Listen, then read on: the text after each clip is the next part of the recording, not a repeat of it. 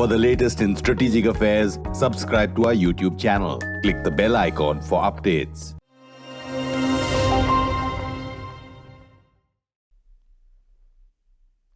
Hello and welcome to Strat News Global. 16 December is the original Vijay Diwas, the day when India gained a famous victory in the 1971 war with Pakistan, liberating East Pakistan and creating a separate country, altering the map of the Indian subcontinent forever. Bangladesh was born on that day virtually. Of course, most of the stories are well known, some of them are not, but why am I talking about it in this week's edition of Simply Nitin is because of the new biopic that has been released recently of Field Marshal Sam Manekshaw called Sam Bahadur, which has generated fresh interest amongst the younger generation. What is this film all about? Of course, you will go and see, watch, and then decide for yourself. But I'm going to talk about some of the incidents, anecdotes, one or two episodes of the 1971 war, which remains till date India's most famous military victory. I'm Nitin Gokhale.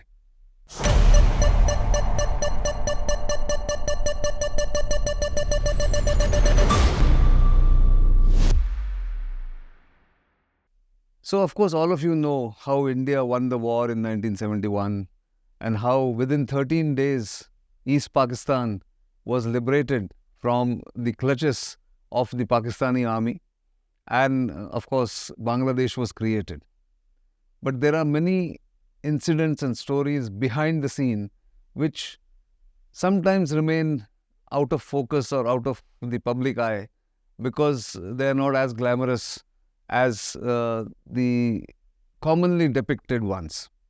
So let's look at what happened in 1971. All of you know that on 26th March 1971, the Pakistani army ordered a crackdown on the Bengali politicians or the Bengali freedom struggle, you may want to call it, or intellectuals of Dhaka in the Dhaka University. An Operation Searchlight was launched to kill intellectuals. The logic was that if you kill the idea, then all others will follow. That means all the brains trust were residing in Dhaka University at that point in time. So professors, academics, lecturers, writers, poets, most of them were killed on the night of 26th March 1971. Sheikh Mujibur Rahman, who was then the leader of Awami League and had secured a majority in the Pakistani National Assembly, hoping to become the Prime Minister of undivided Pakistan, which was not acceptable to the martial law administrator General Yahya Khan and Zulfikar Ali Bhutto, who was the leader of the Pakistan People's Party. Now, in that context, the Pakistani army launched a crackdown, as I said, the military crackdown, which was brutal, which ultimately led to genocide in East Pakistan. And the numbers are disputable, but huge number of people were killed, women were raped, women were brutalized, and massacres after massacres followed in Dhaka and in the countryside in East Pakistan, which now is, of course, Bangladesh. India did not join the war as such immediately. India's immediate problems were of the refugees. Nearly 10 million Bengali people, women, children, old, and the young, fled to India, to the northeastern states of India, to West Bengal, and it became a burden on the fragile Indian economy, which was a poor nation state at that point in time, more than 52 years ago. And the immediate problem India faced was to house these refugees, feed them, and make sure that they don't die in communicable diseases or outbreak of epidemic. That taken care of, and then of course it seemed the situation was deteriorating by the hour in East Pakistan, and Indian army or the Indian military was then preparing for the inevitable war, which everyone saw coming, because there was a government in exile that was formed by the leaders of the Awami League. Sheikh Mujibur Rahman was arrested, taken to West Pakistan and incarcerated there. But in the meantime, the Indian military was preparing for the war that was coming. The leaders of the three armed forces were, of course, as all of you know, then General Sam Manekshaw leading the Indian Army, Admiral S.M. Nanda leading the Indian Navy, and Air Marshal or Air Chief Marshal P.C. Lal, who was leading the Indian Air Force. The country was being led by Prime Minister Indira Gandhi and her trusted and senior cabinet colleagues. Dr. Swarn Singh was the External Affairs Minister, Dr. Jagjeevan Ram was the Defence Minister, Y.B. Chavan was the Finance Minister, and then there was, of course, the Indira Gandhi's kitchen cabinet, consisting of P.N. Haksar, our principal advisor, P.N. Dhar, who also became a pointsman for the crisis, and R.N. Kao of the RNAW, or the Research and Analysis Wing, founder and then the head of RNAW. All these people were fully involved in planning and mitigating the suffering of the people, of taking care of the foreign relations, taking care of the supplies for the military. And as the situation deteriorated over the months, the Indian military, especially General Sam Manekshaw, told the cabinet that this is not the right time to intervene militarily in East Pakistan, primarily because the weather was going to be against the Indian military. East Pakistan, or Bangladesh now, as is well known, is full of fast-flowing rivers in the monsoon. And if the armor of the Indian Army was to go there, or the Indian troops had to take action in East Pakistan, they would have gone bogged down in the overflowing rivers and the overflowing streams there. And therefore, it was decided that India will take its own time. The Indian military will plan meticulously and then execute plans for a military operation. In the meantime, RNAW was in touch with the freedom fighters in East Pakistan, or who were called Mukti Bahini. They raised a ragtag army who acted as eyes and ears of Indian forces later when the time came. And of course, the political leadership of the Awami League, which had fled to India, was running a government in exile from India. All this, of course, I'm giving you only short glimpses of what happened in those months. But more importantly, in my view, one of the most successful episodes in the run-up to the war in December 1971 was India's concerted effort to make sure that the world knows how cruel and how brutal the Pakistani army was in cracking down on innocent civilians in East Pakistan at that point in time.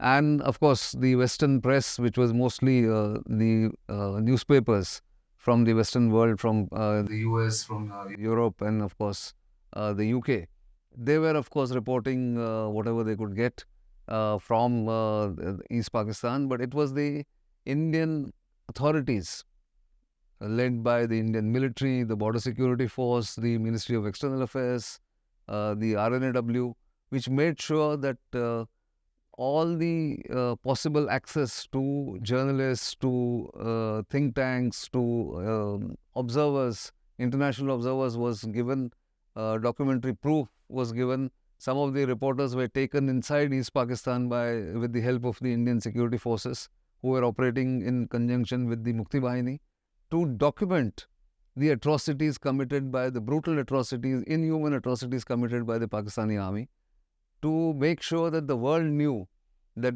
the Pakistanis were at fault, or the West Pakistanis were at fault, the Punjabi Pakistanis were at fault, the Pakistani army was at fault. And by the time the time for war came, and India had to intervene because Pakistan attacked Indian air bases on 3rd of December 1971, which gave India the reason to join the war. It was a just war. India could justify intervening militarily at that point in time. And of course, all the exploits are well known to you, how the Indian forces crossed the Meghna Lieutenant General Sagat Singh ordered the heli drop across the Meghna River and made sure that they linked up and marched on to Dhaka. And there were so many heroes and so many brave soldiers and officers across the three services. There was an attack on Karachi by the Indian Navy, which crippled the economy and crippled the Pakistani economy and the Pakistani Navy because the oil tanks there were blown up. There was the attack by the Indian Air Force at various places. But one attack which must be mentioned here was on 14th of December, after more or less the Indian military, the Indian army had captured key points and key pressure points in East Pakistan to march towards Dhaka. But what hastened the war's end rather, what hastened the war's end was this attack on what was then called the Governor's House in Dhaka, in the middle of Dhaka. It was the house of the Governor of East Pakistan, Dr. A.M. Malik, and his cabinet colleagues, who were holding a meeting with Lieutenant General A.A.K. Niazi, who was leading the Eastern Command of Pakistani Army in East Pakistan, and was fighting or leading the fight against Indian forces. They were all huddled up in a meeting at about 11:30 a.m. Dhaka time, which was half an hour ahead of Indian Standard Time. And at Guwahati Air Base, the commanding officer of the fighter squadron of MiG-21s was told by the station commander that there is an urgent requirement that has come for a mission which has to be launched immediately. There is intelligence that the entire cabinet and led by the governor, Dr. A.M. Malik, is holding a meeting in the governor's house. Initial reports said it was going to be the circuit house. But as the engines revved up and started off and they were about to take off the MiG-21s, 4 MiG-21s in the first raid, one officer got to know from Delhi, the intelligence came that the meeting was actually taking place in the governor's house. So at the last moment, on the tourist maps that were provided to the fighter pilots, they altered the target. And they had just about 55 minutes to reach the target or fire at the target, because it takes half an hour to get to Dhaka. At that time, it took from Guwahati to Dhaka, and then, of course, 15 minutes to start up the engines and go there. They finally got to Dhaka and attacked the governor's house mercilessly. That attack shook up the entire cabinet. They resigned immediately and ran to one of the hotels which was serving as a UN headquarter or a UN temporary office, which was considered neutral territory, and gave up the fight. General Niazi surrendered to Lieutenant General Jagjit Singh Arora on 16th of December 1971, 2 days after this attack. And of course, the MiG-21s were successful in creating a reign of terror in the hearts of the civilians who were huddled in that governor's house. If that raid had not taken place, one is not sure which way this would have gone. It would have been dragged on, because the entire idea that Lieutenant General Niazi had put forward was to buy time. He had told the civilians that help is coming from the Americans in the form of the 7th Fleet, which was sailing into Bay of Bengal. The Americans had sent that help. USS Enterprise was leading the 7th Fleet. And the Chinese, he told the civilian leadership, are going to paradrop their commandos to help Pakistanis in fight against the Indian military. But that was not to be anyway. But this convinced the civilian cabinet led by the governor there, Dr. A.M. Malik, to resign and sort of disassociate themselves from the decisions about fighting on. And then, of course, Niazi was left with no alternative but to surrender. All those stories are well known. Do, of course, go and see Sam Bahadur. You will like it. I haven't seen it yet. I've just watched the trailer, mainly because I still want to preserve the memory I have of my only meeting with the legendary Field Marshal in 1999, just after the Kargil War, which I was reporting for Outlook magazine that time. And that nearly 55-minute meeting with him remains etched in my memory even nearly 24, 25 years later, which was once in a lifetime opportunity for me. He is all of what has been portrayed in the film or has been written about or has been told about by many people, his associates, his family, his friends, his legendary followers, and he was certainly a hero, a charming man with great ability to take pressure, absorb pressure, and have a sense of humor at a point when he became a legend. And he was a truly a hero for several generations of military officers in India and elsewhere because he was genuine. He cared for the troops, he cared for the officers, and he was never afraid of speaking up his mind. And one could see that even during that small meeting where he told me how he stopped the rot in 1962 after the Chinese had almost come to Tejpur, and how he chased or his troops chased the guerrillas in the northeast, especially in Mizoram when he was the Eastern Army commander, and of course several other stories which he was very happy to share. And I'll always remember that I of course paid my own small tribute to him on his 100th birth anniversary on 3rd of April 2014, when I made a half an hour documentary for NDTV where I was working at that point in time. And that, of course, is available, I suppose, still online. I went to his famous house in Wellington, where he had retired after his service, and where he, of course, passed away in 2008. And looked at many of his belongings, many of his meticulous habits, which were shared by his Batman, his buddy, later years in retirement. And of course, very, very interesting anecdote I must share with you is of a driver of the Defence Services Staff College called Kennedy, who used to drive him around in Wellington after his retirement. He shared his experience with the Field Marshal and with the lady wife of the Field Marshal. And in fact, I wrote a blog in 2012 or 2013, I don't remember now. And the blog was entitled or was titled When Kennedy Drove Manekshaw.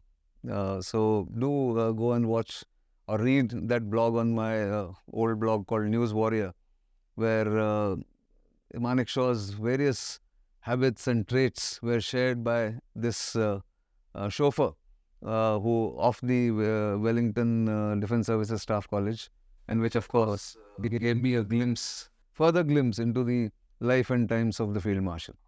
This is a slightly rambling kind of an episode, but there are so many anecdotes one knows about 1971 war, about Sam Manekshaw, and of course the Indian military at that point in time, that it cannot be compressed into a 25-minute or a 20-minute episode of Simply Nitin.